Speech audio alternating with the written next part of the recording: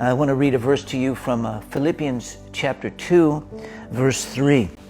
And it says this, אל תעשו דבר מתוך תחרות, אף לא מתוך כבוד שווא, אלא בנמיכות רוח, חשוב איש איש את רעהו לכנכבד ממנו. Well, I was recently at a meeting here in Israel. We had a lot of different pastors and spiritual leaders together, Arabs, Jews, internationals, and a lot of us were from very different positions.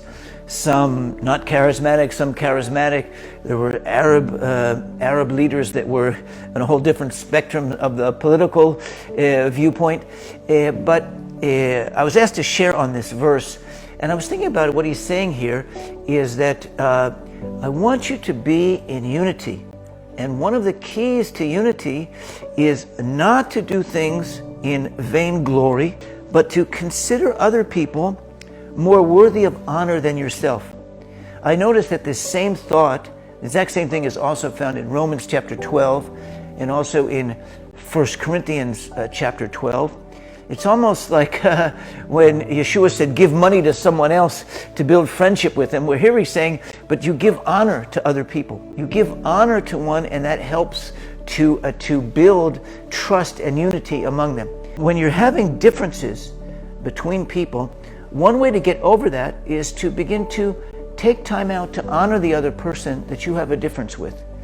And as you begin that spirit of giving honor away, it creates an environment where you can come toward one another and be reconciled.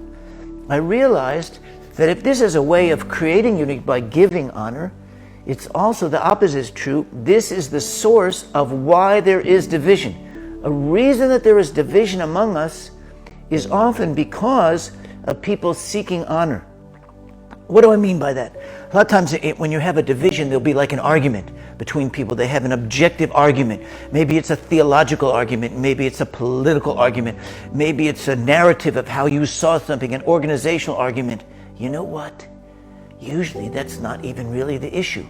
There's a subconscious argument going on underneath the scene, which is, you didn't honor me. I was dishonored. I'm offended because I got dishonored in this situation. And you've been seeking honor and you've been stealing my... It's all a fighting about honoring one another. That's embarrassing. It really is. But it's the truth. And if we would realize it, we could get over those arguments and divisions quicker and get into it. I remember that talking with some of my Arab brothers. And they were talking about how the Palestinian Christians were offended. And I said, well, look at all the prophecies in the Bible. How can you, Israel is all over them. And I realized, wait a minute, that's not necessarily the issue. The issue isn't necessarily theological or political. It's, are we honoring one another as brothers? And we got to that. I brought one of my dear friends, an Arab brother, up. We both repented and prayed together. This is a key to recognizing that by giving honor away, you can create an environment of unity.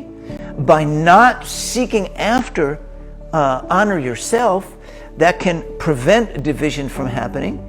And to recognize that it is this clashing of honor that creates division in the first place. I want to remind you of this. Yeshua said in John chapter 5, he said, how can you even believe if you're still trying to seek honor from one another and not the honor that comes from God?